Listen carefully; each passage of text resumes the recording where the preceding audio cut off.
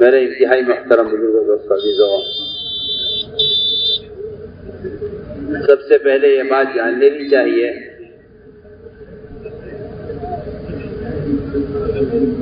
کہ اصل ہدایت اور تربیت جو ملے گی اور عمل کی استعداد جو پیدا ہوگی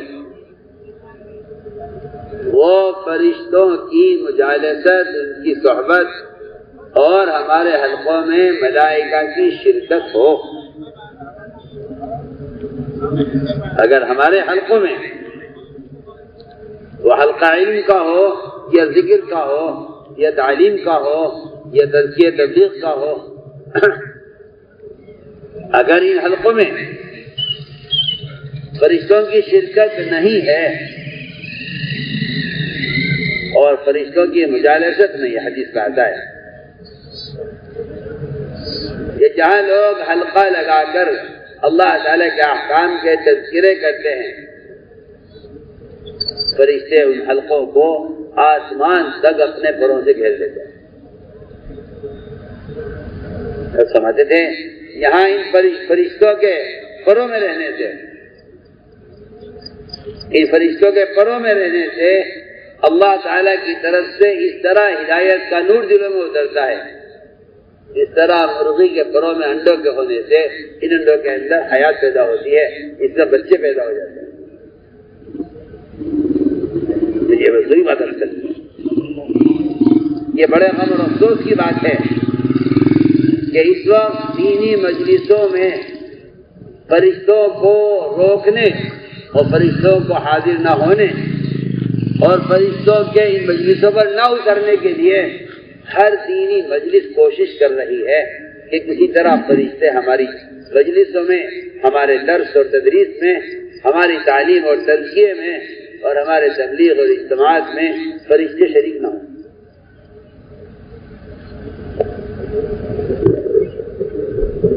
میں بہت ضروری بات کروں، اس وقت سارے نظام میں یہ کوشش چل رہی ہے کہ فرشتے ہمارے حلقوں میں شریک نہ ہوں۔ میں بات میں بالکل یقین کے ساتھ، دعوے کے ساتھ، دلیل کے ساتھ عرض کر رہا ہوں کہ ہمارے رواجی طریقوں نے فرشتوں کے نزول کو اور فرشتوں کی صحبت کو اور دینی مجلسوں میں فرشتوں کے شریک ہونے کو ہماری رواجی شکلوں نے روکا ہوا ہے، یہ پکی تک کی بات ہے۔ لیکن احساس مردہ ہو چکا ہے، تعویلات کا ایسا دروازہ کھلا ہے جس نے ہر حرام کو حلال کر دیا ہے۔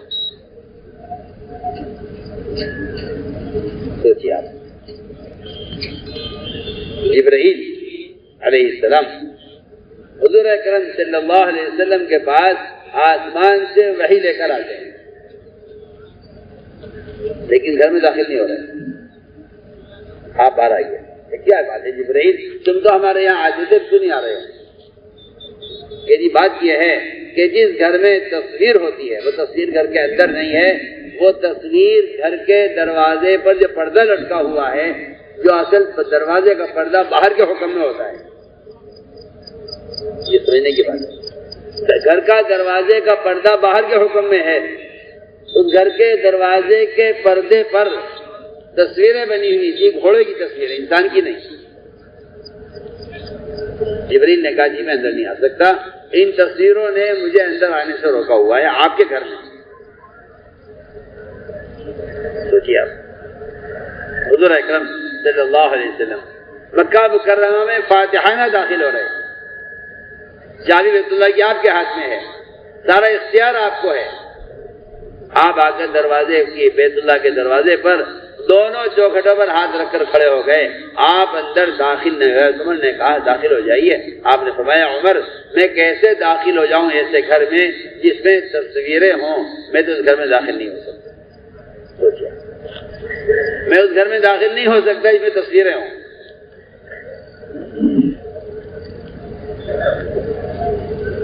آپ صلی اللہ علیہ وسلم نے اس پردے کو پھاڑا، صرف اس لیے کہ جبریل اندر آ جائے۔ آپ صلی اللہ علیہ وسلم بیت اللہ میں داخل نہیں ہوئے، ہم ہوٹل کے لوگ آئی نہ جبریل آپ کے گھر میں داخل ہو رہے ہیں نہ آپ صلی اللہ علیہ وسلم اللہ کے گھر میں داخل ہو رہے ہیں. دیکھیے آپ ذرا غور کیجیے میں کیا بول رہا ہوں کہ جی آپ کے گھر میں تصویر ہے, بیت اللہ میں تصویریں تھیں, آپ اندر داخل ہوئے. حضرت عمر نے کہا تشریف رکھیے باہر, میں انتظام کرتا ہوں. عمر رضی اللہ تعالیٰ عنہ پھول لائے, گرم پانی لائے اور لا کر ساری تصویریں جو بیت اللہ کے اندر بنی ہوئی تھی ان سب کو مٹایا اور مٹا کر صاف کر کے کہا آپ صلی اللہ علیہ وسلم سے اب تشریف لائیے, تصویریں صاف ہو گئی. ہم یہ بات سوچتے ہیں, اتنے بیانات, اتنی تقریریں, اتنے مذاکرے, اتنی نشر و اشاعت, کوئی حد نہیں ہے, لیکن عمل کی استعداد نہیں ہے. عمل کی استعداد نہیں ہے, تقوی نہیں ہے, آدمی کے اندر حرام سے بچنے کی قوت اور طاقت نہیں ہے. جتنی نشر و اشاعت ہے اتنا ارتداد بھی زیادہ ہے. کیا وجہ ہے؟ اس کی ایک وجہ ہے صرف کہ عمل کی استعداد کے پیدا ہونے کے لیے اللہ نے جو ضابطہ بنایا تھا, آپ غور کیجیے, جبرائیل علیہ السلام نے آپ صلی اللہ علیہ وسلم کو 3 مرتبہ اتنی زور سے بھیجا ہے معانقہ کر کے کہ آپ صلی اللہ علیہ وسلم فرماتے ہیں کہ میری برداشت سے باہر ہو گیا. کیوں؟ اس لیے کہ اندر ایک قوت پیدا کرنی ہے بات کو قبول کرنے کی. میں اس کا آپ کو مثال دے رہا ہوں. میرا عزیز دوستو, ہماری مجالس میں موبائل کا استعمال اور تصویر کشی, میں خدا کی قسم کھا کر کہتا ہوں ہمارے جلسے, ہمارے اجتماعات, ہماری دینی مجلسیں فرشتوں کی شرکت سے محروم ہیں.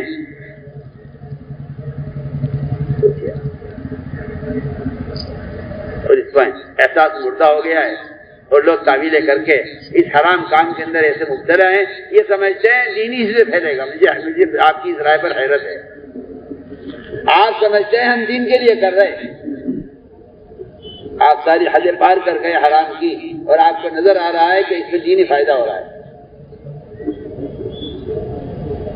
اس لیے ہم نے آج کیا, یہ سب سے پہلی بات ہے. ہم اس بات کا دل سے عزم کریں کہ انشاءاللہ اس حرام کام سے ہم نے آپ کو بچاتے ہیں. یہ حرام کام تو تصویر کشی تو بازار میں نہیں ہو سکتی.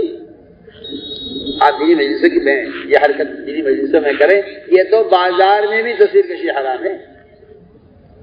کسی انسان کی تصویر بنانا یہ قطعاً حرام ہے, اور فرمایا ہر طرح کا مصور جہنم میں جائے گا. آپ تعویل کر کے حدیث کو جھٹلائیں اور آپ تعویل کر کے حدیث کے مطلب کو بدلیں حرام کو حلال کرنے کے لیے, یہ کوئی سمجھداری کی بات نہیں ہے. سوچیے آپ. ابن عباس رضی اللہ عنہ ایک شخص آیا, ابن عباس رضی اللہ عنہ ایک شخص آیا, اس نے کہا میں نے سنا ہے آپ نے یہ مسئلہ بتلایا ہے کہ جو آدمی تصویر بنا کر بیچے گا اس کی آمدنی حرام ہوگی. ابن عباس نے بالکل یہی بات ہے. ابن عباس نے فرمایا یہی فتویٰ ہے کہ تصویر بیچنے والے کی آمدنی حرام ہے.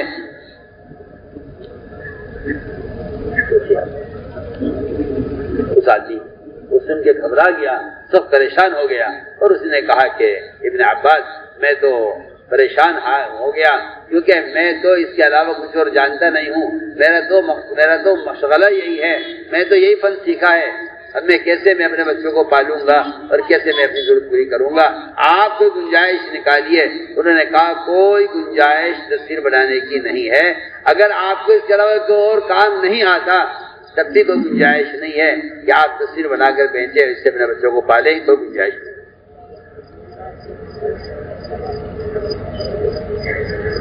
ہم نے ان سارے صحابہ کے اقوال کو اور آپ صلی اللہ علیہ وسلم کی تعلیمات کو اٹھا کے ایک طرف پھینک دیا اس خیال سے کہ ہمیں اس سے دینی فائدہ ہو رہا ہے. میں نے عرض کیا کہ بنیادی بات یہ ہے, بنیادی بات یہ ہے کہ ہم دل سے اس بات کا عزم کریں کہ آدمی ہمیں اس حرام کام سے اپنے آپ کو بچانا ہے. اس لیے کہ اصل چیز ہے عمل کی استعداد پیدا کرنا. عمل کی استعداد پیدا ہوتی ہے جب آدمی حرام سے اپنے آپ کو بچائے. لیکن بات اصل یہ ہے کہ جب اللہ کے غیر کا تعصب دل میں پیدا ہو جاتا ہے تو آدمی کے لیے ہر حرام کام کرنا آسان ہو جاتا ہے. اس لیے سب سے پہلا کام یہ ہے اور سب سے پہلا مقصد یہ ہے کہ دل کے رخ کو صحیح کیا جائے دنیا سے آخرت کی طرف، باطل سے حق کی طرف، اسباب سے اعمال کی طرف، اللہ کے غیر سے اللہ کی ذات کی طرف بندہ اپنے رخ کو بدلے. سب سے پہلی چیز ہے یہ توجیہ کہتے ہیں دل کے رخ کے صحیح ہونے کو. انبیاء علیہ السلام آ کر سب سے پہلے دل کے رخ کو صحیح کرتے ہیں.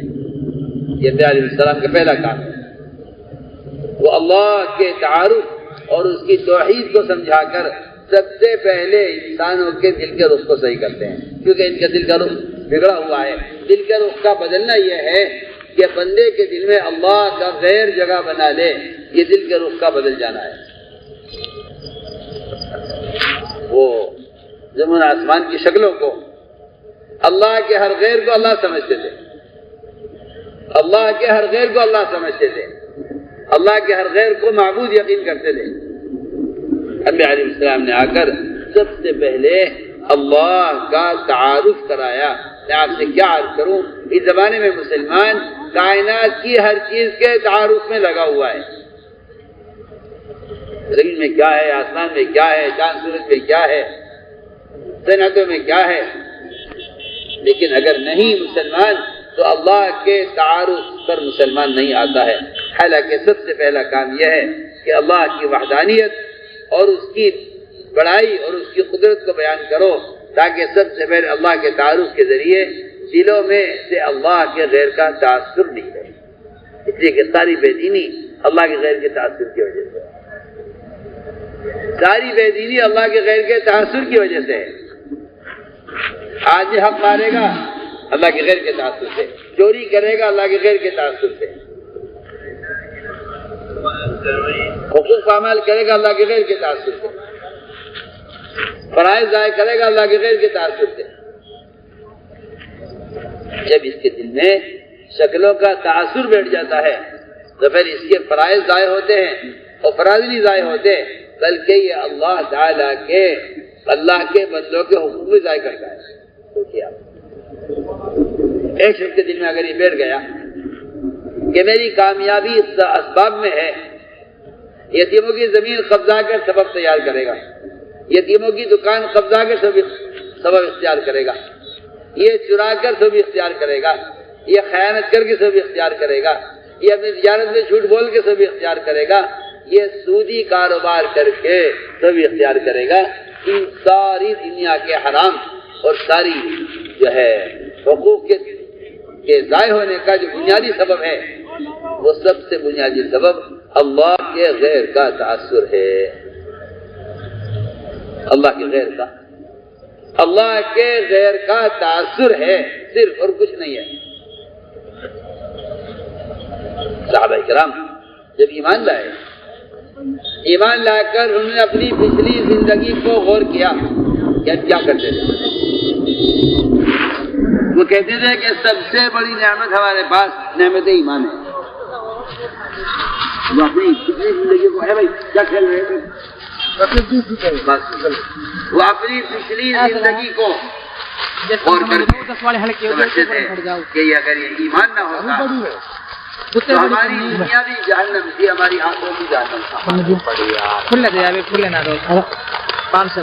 یہ میں نے عرض کیا کہ سب سے پہلی نعمت اور سب سے بڑی نعمت نعمت ایمان ہے.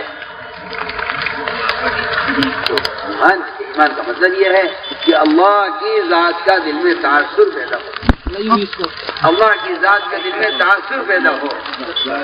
سب سے پہلا ایمان کا تقاضا یہ ہے. اس لیے انبیاء علیہ السلام آ کر سب سے پہلے اللہ کی توحید کو بیان کرتے ہیں، اور وہ اللہ تعالیٰ کا تعارف غیب پر کراتے ہیں. اللہ کا تعارف غیب پر کراتے ہیں. وہ کہتے ہیں کہ اللہ پر ایمان لے آؤ، تو اس سے سوال ہوتا ہے کہ اللہ کیا ہے، رحمان کیا ہے؟ میرے دوستو عزیزو، اس نے فرمایا کہ ایمان بالغیب اصل ہے، ایمان بالغیب اصل ہے۔ جس چیز کی تصدیق اور جس کو سچا مانا جائے دیکھ کر، اس کو ایمان نہیں کہتے۔ حضور اکرم صلی اللہ علیہ وسلم سے اور انبیاء علیہ السلام سے بھی ان کی قومیں یہ کہا کرتی تھی کہ آپ ہمیں غیبی نظام دکھلا دو، ہم مان لیں گے، جنت دکھلا دو، دوزخ دکھلا دو۔ نعوذ باللہ، بعض نے تو یہاں تک کہا کہ ہمیں اللہ کی زیارت کراؤ براہ راست، اللہ ہمیں دکھلا دو، ہم مان لیں گے۔ ارنا اللہ جہرتاً، ہمیں اللہ کی زیارت کرائیے پہلے، پھر ہم باپ کی بات کا یقین کریں گے۔ میرے دوستو، ایمان بالغیب اسے کہتے ہیں کہ نبی کی بات پر یقین کر لیا جائے، نبی کے اعتماد پر، اس کو ایمان بالغیب کہتے ہیں۔ نبی کی بات کا یقین کیا جائے نبی کے اعتماد پر، اس کو ایمان بالغیب کہتے ہیں۔ اس لیے نبی جو خبر لائیں گے وہ خبر حالات کے خلاف، ظاہر کے خلاف، مزاج کے خلاف، ماحول کے خلاف، نبی کی لائی ہوئی خبر وہ حالات اور ماحول کے خلاف ہوگی، بلکہ عقل کے خلاف ہوگی۔ عجیب بات ہے، عجیب بات ہے۔ اللہ تعالیٰ نے قرآن میں ایمان بالغیب پر ایسی چیزیں بیان کی ہیں کہ جس سے انسان اپنی عقل کے خلاف اور اپنی سوچ کے خلاف اللہ تعالیٰ کی نبی کی لائی خبر کو تسلیم کرے۔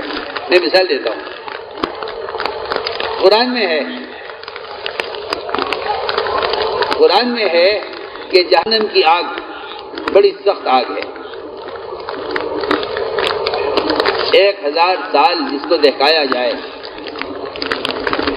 1000 سال جس کو دکھایا جائے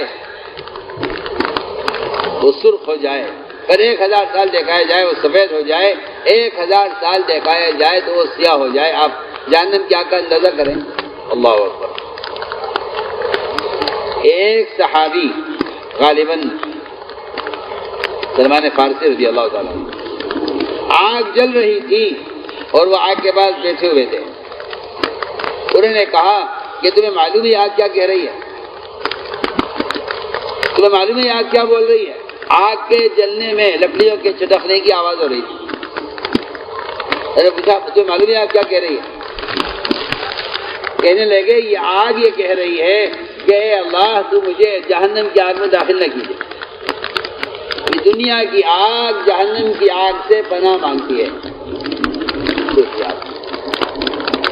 دنیا کی آگ چاہے وہ کسی بھی آگ ہو،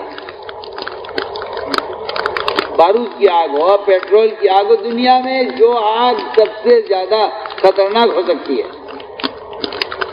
وہ آگ جہنم کی آگ سے پناہ مانگتی ہے کہ اللہ مجھے جہنم میں داخل نہ کیجیے، مجھ سے جہنم کی آگ برداشت نہیں ہوگی۔ بتائیے تو صحیح، جس آگ دنیا کی آگ جہنم کی آگ کو برداشت نہ کر سکے اسے کیا انسان برداشت کر لے؟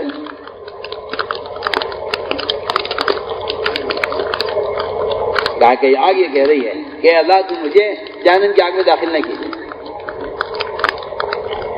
سوچیے آپ، ایسی جہنم کی آگ ہے۔ خبر یہ دی نبی نے آ کر، سننا بہت مزے کی بات ہے، نبی نے آ کر یہ خبر دی کہ جہنم میں درخت ہے زقوم کا، جہنم کو کھلایا جائے گا۔ جہنم میں زقوم کا درخت ہے جو جہنمی کو کھلایا جائے گا۔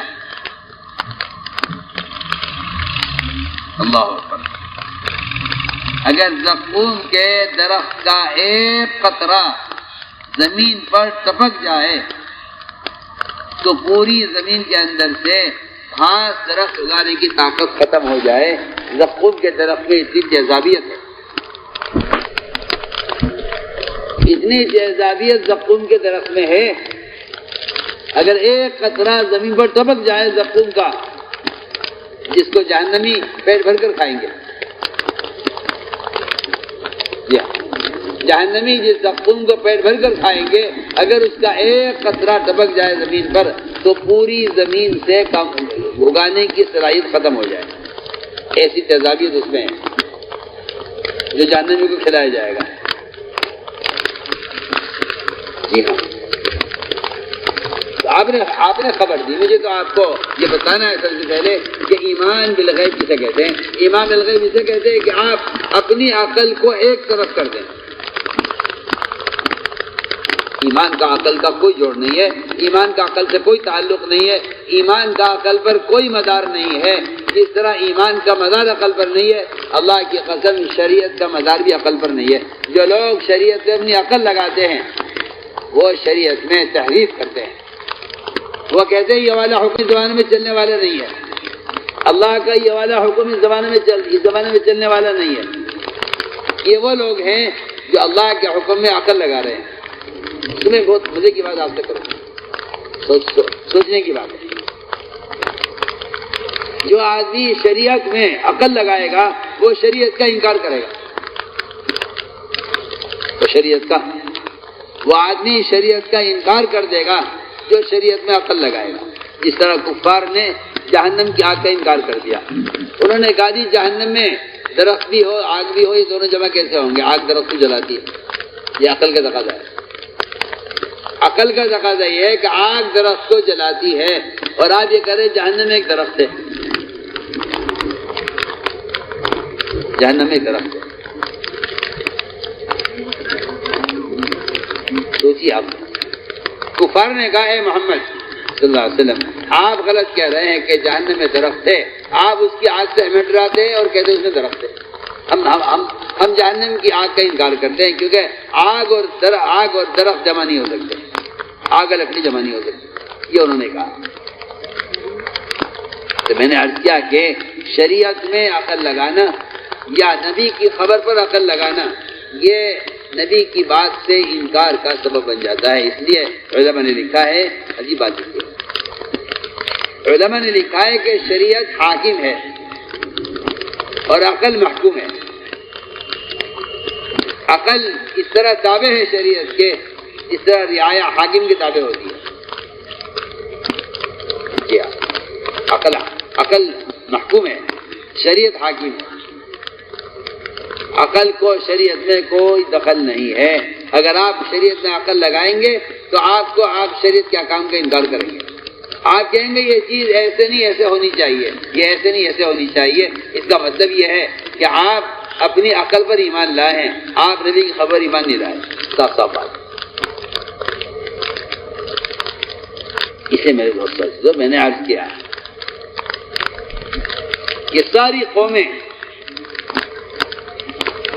قوم فرعون ہو، قوم شعیب ہو، قوم عاد ہو، قوم سمود ہو، یہ ساری قومیں وہ کائنات کی شکلوں سے کامیابی کا یقین اور کائنات کی شکلوں کو معبود یقین کیے ہوئے ہیں. انبیاء علیہ السلام نے آ کر سب سے پہلے سبق سکھلایا کہ کرنے والی ذات صرف اللہ کی ہے. سب سے پہلے سبق سکھلایا لا الہ الا اللہ کے ذریعے، اس کی دعوت کے ذریعے اللہ کے ماں سوا کو دلوں سے نکالنے کا حکم دیا کہ اللہ کے غیر کو دلوں سے نکالیں. سب سے پہلا حکم لا الہ الا اللہ. سب سے پہلا کلمہ جو سارے انبیاء کے زبان مشترک ہے. شریعت انبیاء کی مختلف ہیں لیکن کلمہ لا الہ الا اللہ سارے انبیاء کا مشترک کلمہ ہے. وما ارسلنا من قبلک من رسول الا نوحی الیہ انہ لا الہ الا انا فاعبدون. کہ ہم نے جو نبی بھیجا ہے ہم نے سب سے پہلے اس کو اس کی وحی کی ہے کہ وہ جا کر قوم میں اللہ کا تعارف کروائے. اس لیے عرض کرتا ہوں کہ بیان آپ کو پسند آیا ہو تو بیان کو لائک، شیئر اور چینل کو سبسکرائب کرنا مت بھولیے. کمنٹس میں اپنی رائے کا اظہار ضرور کیجیے.